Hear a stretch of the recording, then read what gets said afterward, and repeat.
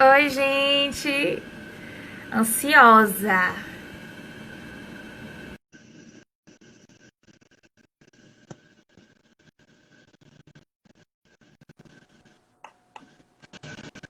Não saiam não, hein?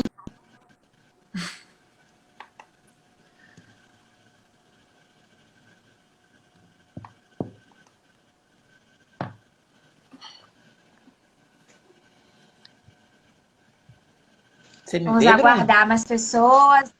Tá entrando agora. Já já a gente começa. Oi, Mel.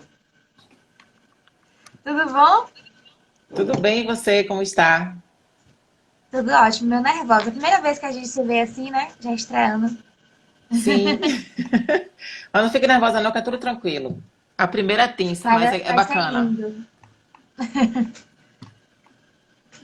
Me conte, Bruna, Bora como lá, foi bora sua lá. ideia de vir fazer essa live? Por que você quis fazer essa live? Pronto.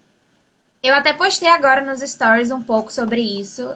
Desde o início do mês, eu já estava pensando sobre. Quando eu criei as tortas, eu tinha para mim que as tortas tinham que ter a minha cara, né? Então, sempre que eu posso, eu levanto duas bandeiras, que é de sustentabilidade e as pautas LGBTs, que é a minha pauta enquanto mulher sapatão, né? Eu acredito que a gente tem que fazer o nosso. E é justamente por isso que me veio isso de fazer a live. Durante o Setembro Amarelo, e olha que mal tinha começado o mês, né? Eu não vi se discutir sobre saúde mental de pessoas LGBTs, né? Então, eu, enquanto mulher sapatão, eu não encontrei essa referência. E eu realmente, no início do mês, eu imaginava que seria assim, e foi realmente como foi. Então, eu acho que é o meu papel enquanto empreendedora, enquanto mulher sapatão. Então, a ideia é justamente essa: se eu posso fazer um negócio, por que não puxar as minhas pautas? Certíssima. Quer Vamos esperar mais lá. gente? Se quiser, pode já começar perguntando. Estou aqui à sua disposição. Pronto, porque você não começa se apresentando, dizendo o que é que você trabalha, o que é que você faz. Eu sou Mel Meireles, eu sou psicoterapeuta. Faço a coordenação do atendimento psicossocial da Casa Aurora, que é a Casa de Acolhimento LGBT, para pessoas em situação de risco social e vulnerabilidade aqui de Salvador. E faz um tempo que eu tenho me especializado em atendimento de mulheres cis e trans e comunidade LGBT. E esse movimento em direção ao público trans casou justo com a Casa Aurora. Quando a Casa Aurora chegou, eu comecei lá como voluntária. Eu fiz, João, tô querendo atender aqui como voluntária. Aí eles, Salena, toparam que eu ficasse como voluntária. Só que aí a necessidade de ampliação do setor psicossocial foi muito rápida, assim. E aí eles me convidaram para poder fazer a coordenação desse grupo, que são de 10 pessoas, entre psicólogos, psiquiatras, médicos. Então a gente tem uma equipe de suporte toda composta por voluntários, que faz todo esse suporte das pessoas que estão abrigadas na Aurora, né, como, em situação de acolhimento social, e das pessoas que procuram a Aurora por qualquer motivo. Então, estamos sempre por lá, Inclusive, dispostos ao acolhimento. eu lhe conheci através da Casa Aurora. A gente nunca se encontrou lá, Sim, mas eu também fui voluntária da casa. E de tanto eu ouvi Helena e Selena e João falando de você, eu fui procurar no Instagram e a partir dali foi que eu comecei a conhecer seu trabalho. Mas os meninos sempre falando muito e a gente nunca se cruzou por lá. Mas foi sim. através da Casa Aurora que eu te conheci também. É, já chegou um pouco mais de gente, né? Acho que já dá para a gente começar o debate, a discussão. Eu trouxe dois dados para a gente iniciar a conversa. Eu sou essa pessoa Sim. que gosta de se basear em dados, mas ao mesmo tempo acha que nem todo mundo absorve tanta informação se a gente traz muita coisa. Então eu me peguei a dois dados que me chamou muita atenção. O primeiro foi até um post que a gente fez, que é de que jovens LGBTs eles têm 3 vezes mais pensamentos de suicídio e até 5 vezes mais chances de cometer do que jovens héteros cis, Sim. ou seja, uma probabilidade muito maior. E o outro dado foi um dado que eu não ia trazer, por ser um dado um pouco chulo, clichê, e depois, justamente por isso, eu falei, eu vou trazer, porque a gente falou tanto nos últimos tempos, principalmente com esse caos político, que o Brasil é o país que mais mata LGBT no mundo, que eu acho que a gente acabou tendo um pouco de aceitação, né? Naturalizando isso. E aí eu fiquei Sim, pensando, infelizmente. justamente no Setembro Amarelo, a gente é os que mais são mortos, assassinados, e também somos os jovens que mais têm os pensamentos suicidas, né? Então eu queria que você comentasse um pouco mais sobre. Tirando a população negra, juventude negra, a juventude LGBT, negra e indígena, né? A juventude LGBT é que mais corre risco de ser morta ou se suicidar, né? Na psicologia social, a gente não fala se suicidar, a gente fala que a pessoa foi suicidada, porque motivos e motivações sociais levaram aquela pessoa a um sofrimento tão grande que a pessoa chega ao ponto de se suicidar, de cometer o suicídio, né? E assim, o que eu acho mais complexo desse dado que você traz é que os problemas LGBTs, Bruna, começam muito antes da sexualidade ou das questões de gênero aparecerem. Os problemas LGBTs começam na gestação da mãe. E não é naquela hora que pergunta se é menino ou menina. É quando aquela criança recebe daquela família onde ela faz parte todas as expectativas e todas as projeções possíveis daquele casal e dos outros membros da família. Se você parar para pensar e se você perguntar, eu tenho trabalhado com mediação familiar, né, em casos de transição de gênero de criança e adolescente, e tenho trabalhado também com relação à mediação familiar com a descoberta da sexualidade. E a parte mais complexa de ser observada é quando você olha para um pai que faz assim, não, mas ele não era assim. Claro, ele é uma criança, né? Você teve uma criança de fato não tem a sexualidade desenvolvida e não tem uma percepção de mundo aguçada, né? Não como um adolescente, uma criança maior ou um adulto. A sensação é que os pais não estão preparados para ter filhos crescidos e autônomos. É como se essas famílias quisessem uma criança para projetar todas as frustrações, os sonhos não realizados, e a partir desse processo, desse projeto, tudo que sai dessa caixinha do que foi imaginado vira um grande problema. E quando você leva isso para o lado da sexualidade, a família parece que nunca percebeu, em momento nenhum, que aquela criança tinha comportamentos não normativos. De repente, o menino questiona para a mãe, conversa com a mãe, chega no ouvido da mãe que o menino é gay e começa aquele boom, aquela hecatombe familiar. Por quê? Porque você fica em negação, os pais entram num processo de negação, porque existe uma expectativa tão grande com aquele projeto que não foi combinado, né? Ninguém perguntou para você, em momento nenhum, qual era o seu plano para você. Todo mundo quer planejar a vida das pessoas e jogar as expectativas em cima. Quando a criança começa a crescer e os pais começam a se decepcionar, entre aspas, mas não com a criança, com a projeção que eles fizeram na criança, aí os problemas começam a acontecer. A coisa mais importante que eu posso falar e pedir para pais que estejam aqui, quando vocês perceberem qualquer tipo de comportamento não normativo ou não adequado, entre muitas aspas, dos filhos de vocês, vão vocês para a terapia. Porque isso economiza muito sofrimento para todo mundo, principalmente porque se seu filho vai ser gay, lésbica, trans, qualquer coisa que ele queira ser, o movimento que ele vai fazer é em direção à felicidade dele, ou dela, ou dele, né? Quem está com problemas de não aceitar a felicidade do seu filho é você, são os pais. Então quem tem que ir para a terapia são os pais, não a criança. Você entende? Sim, perdão, te cortei. Eu escrevi algo muito parecido aqui, né, numa pergunta que eu botei. Porque eu vivi um processo bem complicado com a minha mãe. Hoje em dia a gente tem uma relação muito boa. Mas até que a gente chegasse nessa relação, foi um processo muito complicado. E aí eu botei algo aqui como uma moeda de troca. Que ela utilizava de moedas de troca para que eu atendesse aos desejos dela. As necessidades dela, as ideias dela, as projeções dela. Sempre ao que ela idealizava. Eu vou ter uma pergunta até bem parecida. Já que você já começou a falar sobre esse aspecto familiar, eu queria até fazer uma pergunta que eu estava assistindo, que recentemente teve agora, né, um novo quadro sobre a vivência, experiências de pais de crianças trans num programa de televisão brasileira, não sei se é a Record. E uma coisa que me chamou muita atenção é que eles traziam 3 casos, e em 2 deles, os problemas, assim, pode-se dizer, entre aspas, vinha em suma maioria dos pais. As mães, elas até queriam se moldar, tentar algo alternativo, aceitar, mas os pais forçavam até as próprias mães a fazerem diferente.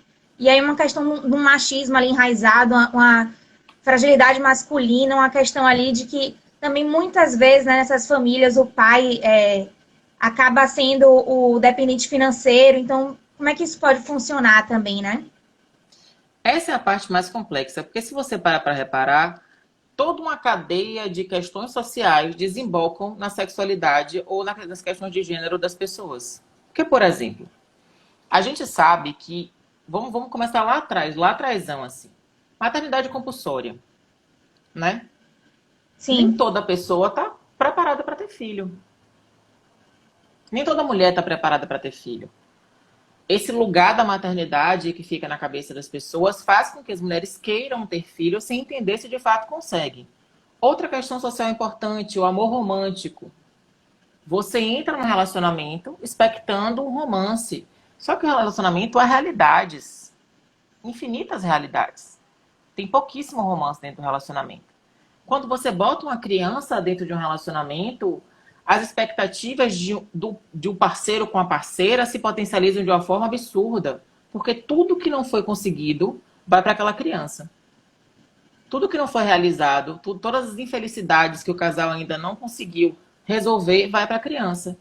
E aquela criança recebe uma carga de responsabilidade de realização desse casal, de realização dessa família.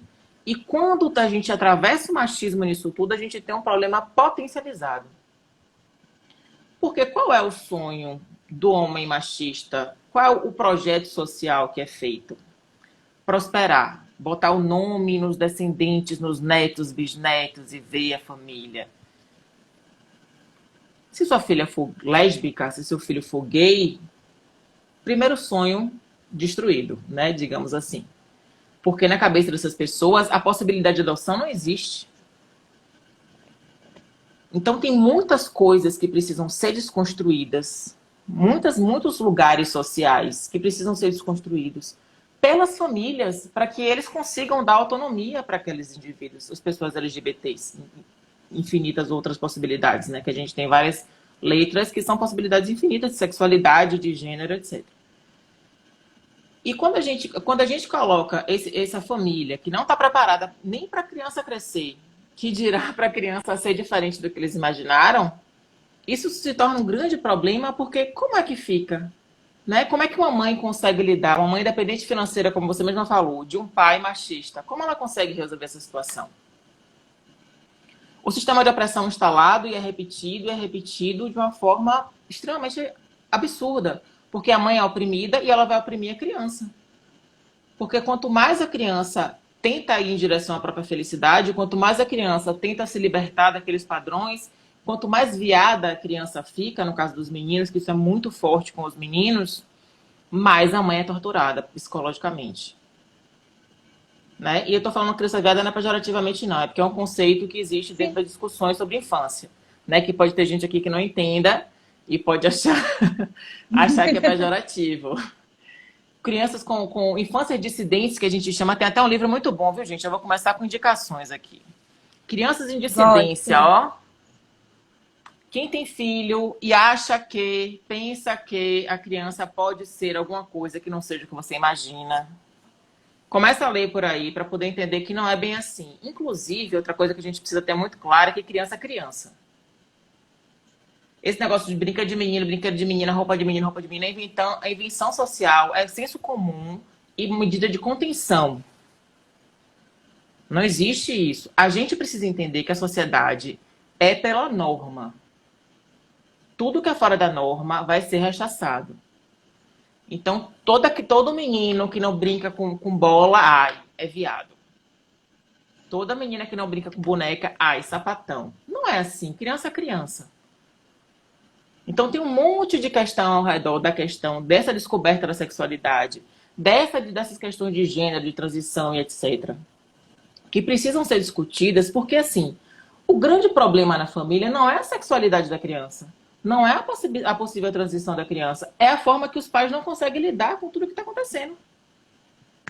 Ou seja, você teve um filho para quê? Para dar uma satisfação, para prestar uma conta ou para amar? Né? Você tá ali, teve um filho para prestar uma conta social, para dizer, ai, meu filho é engenheiro de sucesso.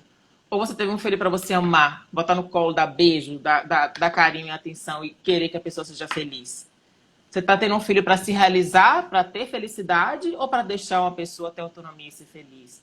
Então tem mil questionamentos ao redor dessas questões fora de norma, né? Que as crianças e futuros adultos entram, que gera um grande conflito e o foco vira a criança, que o foco não é a criança. O foco é a sociedade e a família. Então, todo Eu mundo achei isso olhando bem... para os LGBTs, só que o foco não são os LGBTs. O foco é a família. Por que a família não quer aquela pessoa?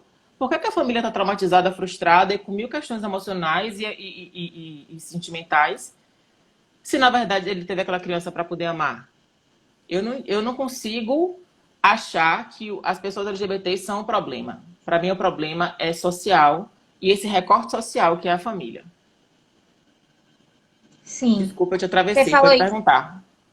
Não, você falou e eu fiquei pensando, porque logo quando você falou alguma coisa, eu fiz alguma coisa além de criança na minha cabeça, porque é justamente esse pensamento que eu tenho. E aí você falou isso e automaticamente me veio até um fato muito recente, que foi a fala do do ministro da Educação, recentemente agora falando uma fala extremamente homofóbica, né? Sobre as escolas perderem tempo falando sobre ideologia, ensinando sexo, e também diz que o adolescente que muitas vezes opta por andar por caminhos que vêm o homossexualismo, em muitas aspas, né? Fazendo Sim. uma associação a uma doença, né? Vem de famílias desajustadas. E aí eu queria que, automaticamente, quando eu vejo isso, me vem em mente até um papel. Desculpa, eu tava botando só no carregador. Até um papel assim. Eu não posso dizer governamental com o governo que a gente tem, porque seria uma É, demanda de Estado. deveria. Mas automaticamente, quando me sai de sua demanda de Estado, me vem uma demanda, talvez assim, quando se falando de criança escolar. Sabe? Uma demanda pedagógica, educativa. Como é que isso pode acontecer, assim? Eu tenho uma outra crítica a essas questões, porque assim, a gente tem pais que trabalham demais, né? Que não conseguem Sim. observar os filhos, as nuances da criança. E de repente são chamados na escola para discutir questões de sexualidade do filho. Eu acho que esse papel de educação, esse papel do detalhe, não é da escola. Não, educar os pais, com É certeza. da família. Mas assim, Sim. o papel do raciocínio social do sexo, da sexualidade, da evolução sociobiológica e emocional do sexo, sim, isso é papel da escola também. Porque a gente tem uma sociedade que não conversa sobre sexo dentro de casa com os filhos. A gente tem uma sociedade que as meninas não sabem nem como é que botam a camisinha, que os meninos não sabem nem como é que botam a camisinha. Então, se existe um déficit de cunho educacional, né, formativo dentro das famílias, a escola tem que fazer. Senão a gente vai deixar um monte de gente aí sem saber para onde é que vai. Né? E assim, quando esse querido ministro faz uma colocação dessa, inclusive ele falou uma coisa bem, bem ruim sobre a família ser desajustada, né, que você estava falando. Sim. Famílias que geram pessoas LGBTs são famílias desajustadas. Família desajustada é uma família que pega um filho e bota o filho para fora de casa por questões sociais, por questões de prestação de conta social. Isso para mim é desajuste. Uma família que pega um jovem, um adolescente de 14, 15 anos e processo de transição de gênero e joga no mundo, isso para mim é desajuste, por questões religiosas ainda por cima. Que Deus é esse, né? Que Cristo é esse? Que lugar da Bíblia está sendo lido por essas pessoas? eu tenho infinitos questionamentos sobre esse ajuste familiar com relação às pessoas LGBTs, porque que tipo de religião é essa? O Cristo que eu sei, que eu conheço, que eu vejo, que eu li, que eu entendo, não é esse Cristo punitivo. Esse aí é o Deus do Velho Testamento, que a maioria dessas igrejas adora sem saber que está adorando, né? Porque essas igrejas também se valem da ignorância das pessoas. Infelizmente, tristemente, se valem da ignorância das pessoas, do pouco letramento. E aí diz que quem é LGBT é anormal, é do capeta, é disso, aquilo, de aquilo, outro. Faz com que a família expulse a pessoa. E essa família é sã? Essa família que é família boa? Onde está o amor de Cristo nessa família? Né? Então a gente tem mil questões. É desajustado porque você não curou. Porque você não botou na linha. Que não deu uma corça. Que você não... o que é linha? Né? A pergunta é o que é linha? O que é certo? Sim. O certo é ficar contido, reprimido, saindo de madrugada para fazer programa com outras pessoas, casado com filho, levar um IST para dentro de casa. Isso é ser correto? Não é você ser feliz e ser livre, ser autônomo? Que Cristo é esse? Que religião é essa? Que sociedade é essa? Onde a felicidade e a liberdade de uma pessoa é um problema. Quando você contém uma pessoa, a sexualidade é uma pulsão de vida, né? Quando você contém uma pulsão, você gera uma compulsão. Um homem gay curado dentro de uma igreja, dentro de um lugar religioso, com família e com filhos, ele vai ter compulsão sexual. Ele vai fazer programa. Então, tem muitas histórias ao redor dessa questão do ser LGBT e não poder ser, da sociedade não permitir e tentar normatizar as existências que geram problemas muito maiores do que a pessoa ser LGBT. Porque o movimento da pessoa que ela tá ali, ela não tá querendo ser feliz. Ela tá querendo dizer pro pessoal, eu gosto de mulher, gosto de homem, meu corpo veio com algum problema que eu não tô gostando, eu vou precisar mudar. E não pode. Mulheres, se a gente pega as paniquetes, as gostosonas da vida, o que foi que aquelas mulheres não mudaram na vida? Mas grande problema é homem trans tirar os seios e mulheres trans quererem fazer cirurgia de resignação sexual. Aí não pode. Onde está o raciocínio? Onde é a razão do raciocínio, sabe? Onde está a razão? Onde tem a coerência? A sociedade da gente não está tão querendo ser coerente? Ai, coerência. Onde está a coerência? Que a mulher, para se manter jovem, nessa sociedade perversa, que a estética feminina tem que ser sempre magra, gostosa, pequena e linda, pode fazer 1000 intervenções cirúrgicas, mas uma mulher trans não pode querer botar um peito? Um homem trans não pode querer tirar uma coisa que causa um extremo incômodo? Por que não pode? Uma mulher pode entrar no centro cirúrgico, se cortar toda, tirar 5 litros de gordura do corpo, massa. Eu não entendo. Não existe coerência nesses raciocínios para mim. Não existe entendimento. É para não entender mesmo. Não para não existe pra entender mim. mesmo. Você falou logo no início ali, quando a gente comentou sobre as famílias desajustadas, né? E que por muitas vezes acontece até uma exclusão, né? O deserdar, o expulsar de casa.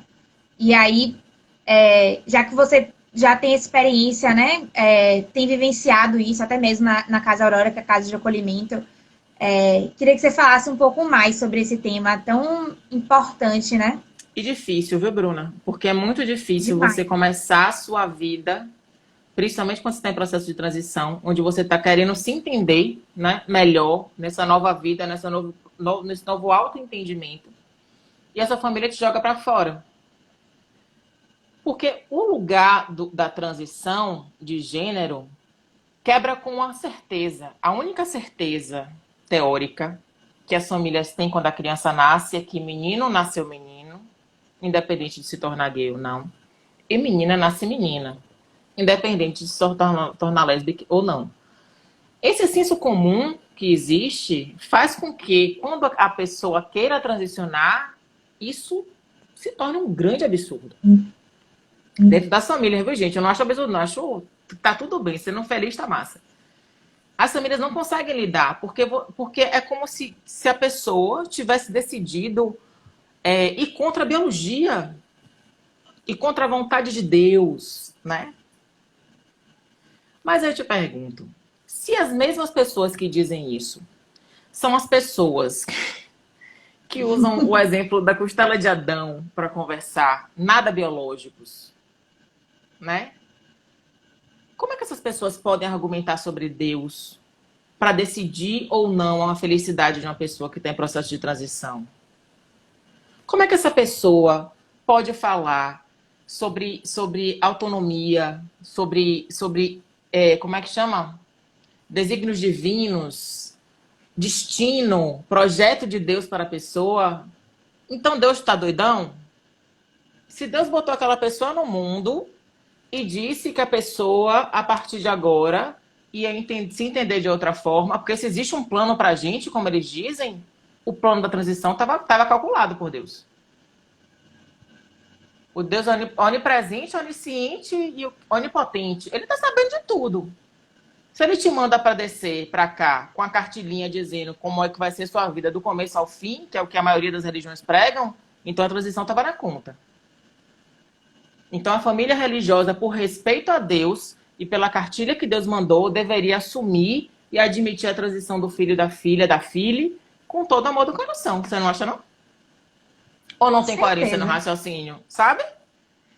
Se a pessoa acredita que existe um roteiro que Deus criou, onde foi? Então Deus errou nessa hora. Deus cochilou e veio o capeta lá e escreveu esse pedaço. Não, gente. Claro que não.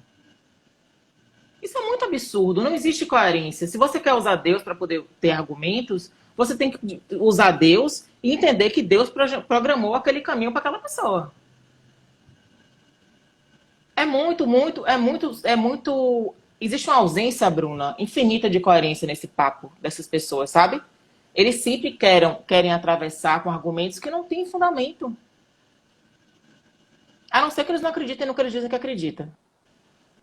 A não ser que eles não acreditem no Deus deles. Você tá falando isso e eu tô pensando muito, logo no início, quando eu tava me assumindo pra minha família, né? Que foi um processo muito complicado. E recentemente, inclusive no dia da visibilidade do lésbica, eu fiz um texto que foi, acho que assim, um dos textos que as pessoas mais comentaram, porque as pessoas não esperavam, né, que eu fosse falar aquilo. E aí uma das coisas que eu mais falava era que, assim, pra mim foi um processo muito grande de, como é que eu posso dizer, me afirmar, de afirmação. Eu sempre fui um furacão, assim. Se você não me aceita, vai ser isso aqui, eu sou um furacão energético. É aquilo ali, acabou, eu tô nem aí pro que você pensa. Mas, assim, foi um processo muito complicado da minha afirmação e depois veio um processo, assim, mais complicado ainda de desconstrução, assim, social de muitas coisas. Então, veio do meu cabelo, que eu sempre tive cabelo grande e liso. Então, veio uma questão de que, mas você precisa cortar o cabelo, sabe? Aí depois veio uma questão de você precisa parar de se depilar, você precisa botar um piercing. Assim, foram muitas questões múltiplas que ia sempre tentando me botar numa caixinha. E que foi conscientemente, não foi nada inconsciente, assim, eu não vivenciava e passava, não. Eu vivenciava e entendia exatamente o que estava acontecendo ali. E aí, recentemente, quando eu fiz esse texto que eu escrevi, né, muita gente ficou assim, nossa, mas é sério que as pessoas fazem isso, não sei o quê? E eu comecei a perceber que as próprias pessoas que estavam fazendo isso, elas não tinham esse entendimento. Porque quem faz isso comentou. Quem faz isso comenta. Sabe? Muitas vezes ela tá ali produzindo aquela. Diga. É que a gente precisa estar atento a essas convenções sociais. Por exemplo, quem disse que era pra gente raspar a perna? Onde começou isso? Né? Tô querendo saber. Raspar a perna. Porque, repare, se fosse certo raspar a perna, a gente não tinha alergia, a gente não ficava empolada, a gente não ficava se estressando com isso. O certo é ter pelo. Tem homem preocupado em raspar a perna se não for esportista? Eu não conheço. Raspar o sovaco se não for esportista? Não conheço. Desconheço essas personalidades masculinas que estão aí querendo se depilar, que não sejam LGBTs, que caem no mesmo buraco que a gente, de obrigações sociais colocadas num lugar altíssimo, quase inalcançável, né? Pessoas, mulheres cis e pessoas LGBTs e pessoas negras, fora de ser hétero, branco e ter poder aquisitivo, tá todo mundo lascado, na verdade. Porque tem que obedecer a regra que eles querem que a gente cumpra. Não tem raciocínio. Não tem ninguém obrigando o homem a fazer. Para mim, só existe coerência se a mulher estiver fazendo e o homem também tiver. Se não tiver, não tem raciocínio que se aplique. Não Sim. existe raciocínio que se aplique. Então, esses sensos comuns e essas convenções sociais precisam ser questionadas sempre. Se a gente estivesse numa ilha onde ser LGBT fosse uma norma, o errado era o hétero. Né? E seria por uma convenção social que essa ilha ia ser montada com pessoas LGBTs. Se a gente estivesse num país onde ser gordo fosse a regra, o errado era o magro. Então a gente está cercado de convenções sociais e de acordos e de normas sociais construídas que têm destruído muita gente. E a gente para olhar, quem construiu isso? A gente não está contestando. Existe uma maioria real, porque são mulheres, pessoas negras e LGBTs que ia mais e todas as outras infinitas possibilidades, que são muito mais do que as pessoas que criam as normas. A gente precisa contestar as normas e as convenções sociais, porque senão a gente fica refém de 10%. Tem uma moça falando aqui, é a lógica do poder, do controle. Pois é, Foucault tem um livro ótimo, É Punir ou É Punir e Vigiar, que eu nunca lembro a ordem, que é sobre isso. Se a gente expande o olhar para o que Foucault fala, ele fala justamente sobre isso. Nós somos treinados a olhar a vida do outro. Se eu olho a minha vizinha, os meus colegas, as pessoas ao meu redor, não precisa de legislação combinada, escrita no papel. Existe uma convenção de que aquelas pessoas precisam seguir uma regra. É tudo muito complexo e a gente precisa questionar tudo o tempo inteiro. A gente tem que, inclusive, quem é mãe e pai que está aí, cria os filhinhos contestando as coisas, as regras, por favor. Porque pra gente aqui, já mais antigo nesse mundo, é chato ter que ficar brigando o tempo inteiro.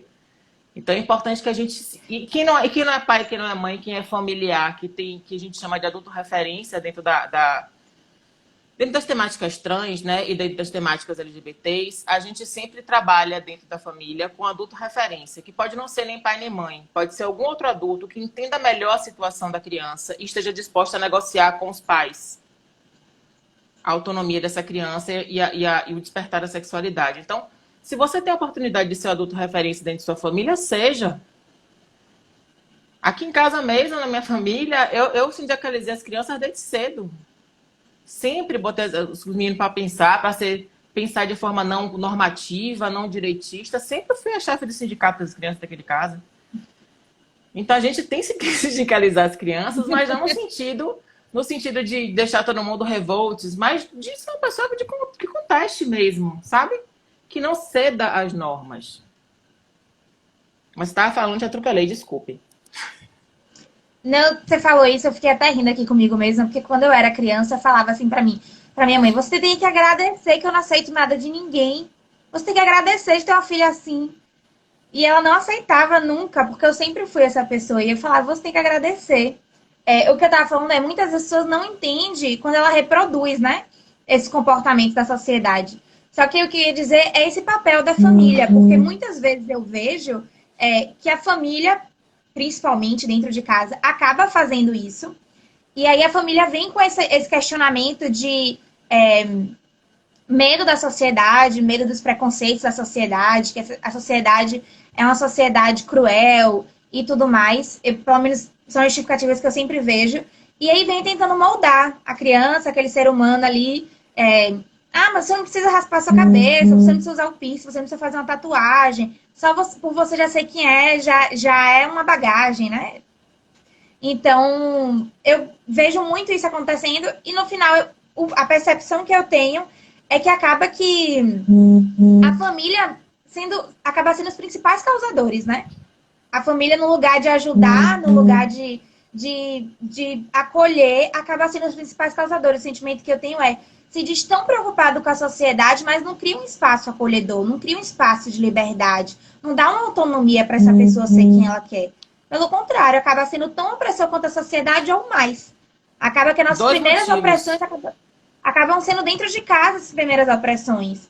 Então, uma das coisas que mais que eu senti e que eu vejo é isso, né? Por dois motivos. Diga. Primeiro, a família precisa fazer com que a criança fique normativa, com que o jovem, adulto, adolescente se mantenha normativo, dentro da cisnorma, da heteronorma, da norma social que prevalece, porque é melhor para a família ter que lidar com as cobranças da sociedade. Segundo, e aí eu vou ter que ficar do lado da família também, porque eu não vou ficar só falando mal da família, que a família tem medo do que, como vão tratar essa criança fora de casa. Então existe um movimento também, muitas vezes opressivo e perverso, mas com intenção boa, com a intenção de fazer com que aquele indivíduo não passe por transtornos, não passe por constrangimentos fora de casa. O que acontece, Bruna, é que, na verdade, o que ser feito é, primeiro, respeitar essa pessoa e quem ela é, independente do que ela seja, e fazer o fortalecimento de ego dessa pessoa dentro de casa, fazer uma formação com essa pessoa dentro de casa, para que quando essa pessoa for para o mundo, ela saiba e tenha argumentos para poder se defender da sociedade que vai se oprimir. A gente sabe que quem não é oprimido em casa é oprimido na rua. Infelizmente, é uma regra. Só que acontece que aí a gente vai voltar lá no começo da nossa conversa, os pais não estão preparados para que os filhos cresçam. A nossa sociedade é uma sociedade geradora de crianças, de bebês. A partir do momento que essa criança começa a ter autonomia, o mundo cai para os pais. Porque não sabem fazer. Não aprenderam nas gerações anteriores.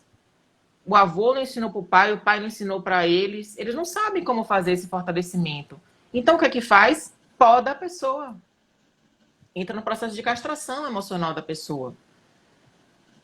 Então, tudo isso é muito complexo porque é tudo interligado. É tudo muito interligado. Tudo muito interligado. E aí, a gente chega nessa família que tem uma criança que está dando sinais que vai querer transicionar em algum momento da vida. O que é que acontece?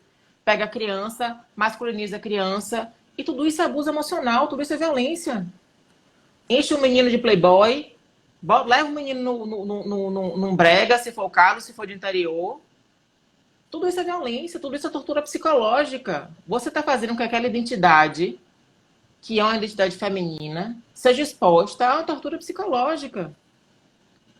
Não é sobre o corpo daquela pessoa, é sobre a identidade dela, sobre a construção emocional que ela tem.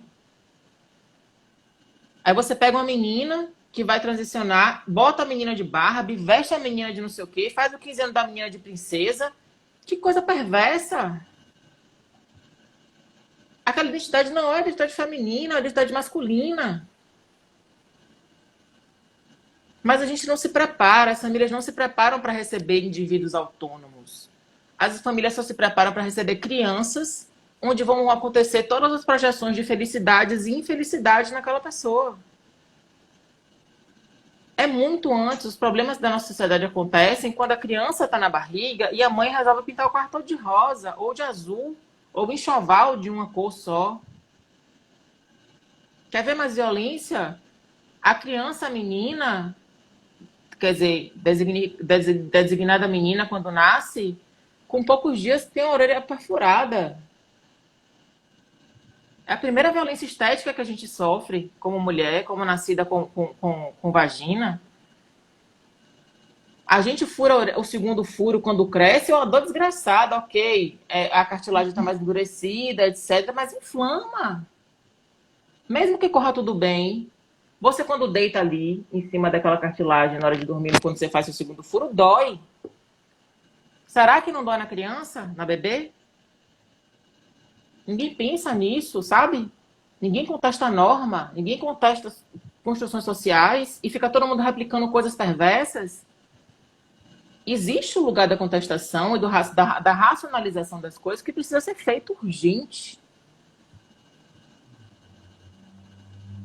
Aí você pega o menino, bota o menino para subir em árvore, bota o menino para jogar bola, bota o menino para não sei o que lá, guerra, esporte de combate, que não sei o que. Aí o menino cresce, é um péssimo pai, você não sabe por quê.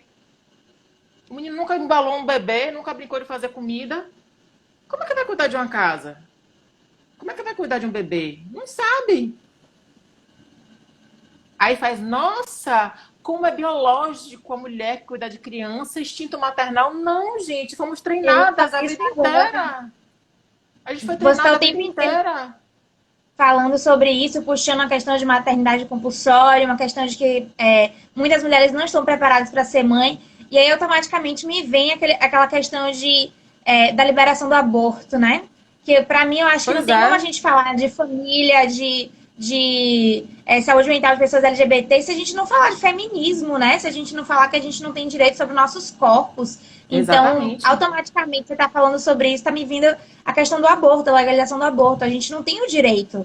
A gente é obrigado, a gente não tem outra palavra, sabe? É realmente obrigado a vivenciar isso. Então, automaticamente me vem isso em mente. Aí eu vou voltar num lugar que todo mundo faz. Nossa, é mesmo? Uma conta simples. Bem simples. Uma mulher, em um ano, tem uma gestação. Um homem, em um ano, pode engravidar quantas mulheres ele quiser. Mas a responsabilidade de controle de natalidade é feminina. Sim. O homem não é responsabilizado em lugar nenhum. No máximo, se acontecer um imprevisto, a mulher faz duas gestações. Termina uma gestação e começa outra no ano. Um homem pode engravidar 100 mulheres em um ano.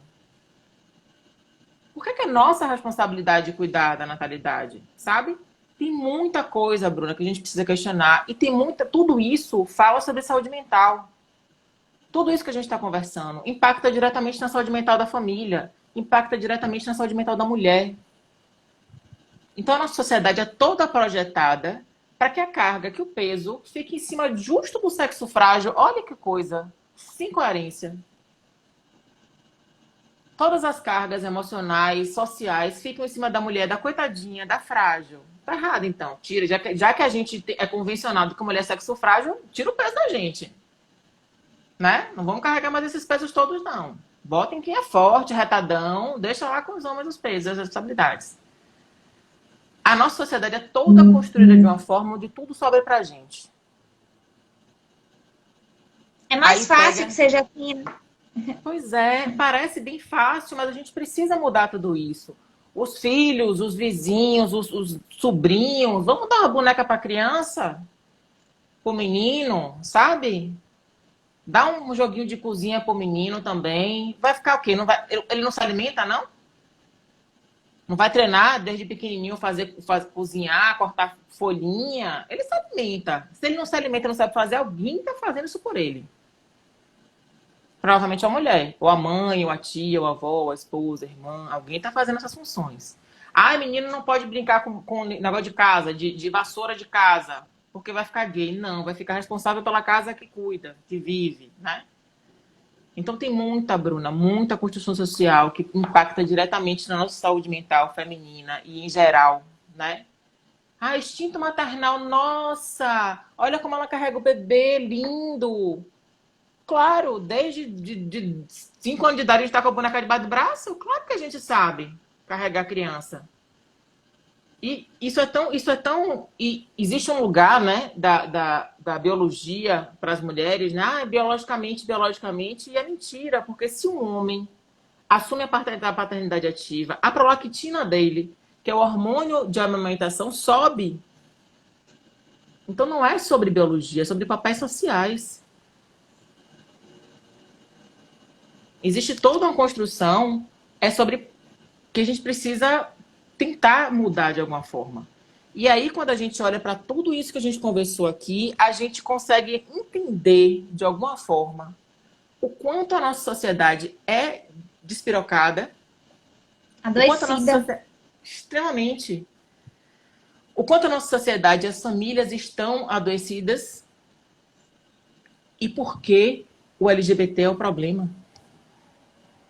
Você tá falando isso e é uma das perguntas que eu até botei aqui, que estava aqui na minha frente agora, muitas vezes, quando eu trago essas questões, que eu debato, que eu como por exemplo, né, uma página de tortas, eu trazendo pautas LGBTs, para que isso, né, mimizento. Muitas vezes a gente é visto como os problemáticos, né, como os causadores da confusão. Então, assim, seria muito mais fácil se a gente se enquadrasse aos padrões. Mas já que a gente não se enquadra, o problema está conosco. É mais fácil a gente Sim. deliberar esse problema. E aí, o que eu ia falando até, porque logo no início, quando a gente estava conversando, um amigo botou, Clóvis, ele botou assim, quando uma pessoa é LGBT, a família se torna LGBT. Eu acho essa frase linda, mas dificilmente isso acontece. E É aí pouco você falou os executada, papéis da infelizmente. mãe. Você falou os papéis da mãe. Eu não vejo isso acontecer, sabe? Eu te digo que até mesmo nesses grupos que eu acho lindo, mães LGBT, não sei quais são os nomes, Mães pela diversidade, mães que, LGBT, que são mães de etc. pessoas LGBTs e que são engajadas na causa. Até nesses grupos eu não vejo isso. Eu vejo talvez ali uma pessoa da família, duas, três, que abrace a causa, que seja apoio, mas eu não vejo isso acontecer, eu não vejo esse organismo mudar, né? Mas é porque a gente volta lá naquela história que os filhos não estão sendo criados, sendo tidos para serem felizes. A gente não tá, a Sim, sociedade não está gerando filho para ser feliz, a sociedade está gerando filho para prestar conta. Então, como é que eu vou abraçar meu filho se ele está fazendo errado, entre muitas aspas, é claro, entendeu? Eu tenho que expurgar essa pessoa, porque eu sou correta, meu filho é que está errado. É muito adoecimento social. É muito adoecimento social. O problema não é os LGBTs, nunca será os LGBTs. O problema está na nossa sociedade, no adoecimento que ela sempre teve e no agravamento dessa doença que vem partindo das religiões, que em vez de lerem o Evangelho segundo Jesus Cristo, estão lendo lá o Velho Testamento. E aí fica muito e, difícil de e hoje a resolver gente as já tem coisas. muitos grupos também, né, religiosos, LGBTs, de diversas diretrizes religiosas que já vêm quebrando isso. Então, fica até, você falou isso, me veio até em mente, fica até interessante também, né, se você tem a sua religião, porque você não procura Instagram, Google, tá aí, procurar uma diretriz da sua religião que venha para quebrar esse paradigma. Eu vejo direto evangélicos LGBTs, candomblecistas LGBTs, tem diversas diretrizes que vêm para quebrar esses paradigmas até um ponto interessante. Já está nos últimos minutinhos, Mel, nos 10 últimos minutos. Quiser emendar, eu posso. Emende. Não, se quiser ficar mais uma hora, mais um tempo, eu estou disponível para você. Fique tranquila. Ah, massa. Então vamos indo que eu tô curtindo. Então, pronto. A gente fecha essa, abre outra. Pronto, ó. Um amigo botou aqui agora, Theo. Usei saia um dia para dar um rolê. Meus pais já perguntaram se eu era gay. Isso me lembrou até uma época, assim, que eu tava bem radicalzona e que, sabe, meu estilo. Eu sou uma pessoa que eu tenho acidente em gêmeos. Um dia eu acordo de um jeito, no outro dia eu acordo de outro. Então, uma época eu tava me vestindo e eu compartilhava muitas roupas com meus irmãos, compartilho até hoje. E minha mãe falava todos os dias, eu não parei 3 homens, não. Vai ficar igual seus irmãos agora? Uma Isso que é pergunta que uma interessante, amiga... né? Eu não paria homem, você pariu gente, você pariu ser humano, né? A gente começa a conversa assim. O que ele vai ser é independente, desde que ele seja feliz. Só que, infelizmente, na verdade, não funciona assim, né? Inclusive, logo quando eu me assumi, uma das coisas que mais entristeceu muito minha mãe foi um comentário de uma pessoa da família que foi dizer isso pra ela. E que por isso que ela reproduziu muito essa frase. Eu não tive 3 filhos homens. Ela reproduziu muito isso pra mim. E às vezes ela reproduz porque uma pessoa da família chegou pra ela pra dizer isso. Ah, Nancy teve 3 homens, trigêmeos. Que meus irmãos são Sim. gêmeos homens. Isso foi uma coisa que entristeceu muito pra ela, porque eu era filha mulher, bonequinha, sabe? Eu fui todo esse protótipo que ela esperava durante um determinado tempo e teve essa quebra, né, de expectativa. Então, uma das frases que minha mãe mais reproduziu durante todo o meu processo foi essa. Eu não tive 3 filhos homens, eu tive 2 homens e uma mulher. Difícil para Uma ela, das né? frases. Aí você pede para a mãe fazer terapia e acha que é ofensivo. Os pais precisam de terapia para lidar com essas coisas, gente. É verdade, muita verdade. Filho começou a fazer coisas não normativas e você começa a ficar desconfortável, vai você para terapia. Que aí você se entende Aí a melhor e gente, acolhe melhor o seu filho. aí a gente volta pro debate de que pessoas LGBTs são problemáticas. Que eu faço terapia há 10 anos, desde que eu sou muito nova, minha mãe me botou na terapia. E aí, recentemente, eu perguntei a ela, por que pra você sempre foi tão importante que eu fizesse terapia, mas você nunca foi fazer? Da Pois onde é. vem essa importância? Que é Prova- consertar, né? Provavelmente ela deve ter identificado um movimento dissidente em você, entendeu? Na infância. Você provavelmente fazia parte dessa infância dissidente. Então, se ela não sabe como lidar, alguém tem que lidar. Bota na terapia. Entendeu? E aí ela tem que lidar com o que vai ser construído durante a terapia. Porque terapia é para ser autonomia, né? Para a pessoa ser autônoma. Se não for assim, tá errado, viu, gente? Se vocês estão fazendo terapia, a terapeuta de vocês está deixando vocês cada vez mais dentro da caixinha, tá tudo errado. Vocês mudam de terapeuta, pelo amor de Deus. Terapia é para libertar a gente, é para deixar a gente com vontade de ir pro mundo. Mas você ia fazer uma pergunta. Quer fechar essa e abrir a outra para pergunta? Pronto, pode ser. Vou encerrar Pronto. e salvar, então. Viu? Fica todo mundo aí.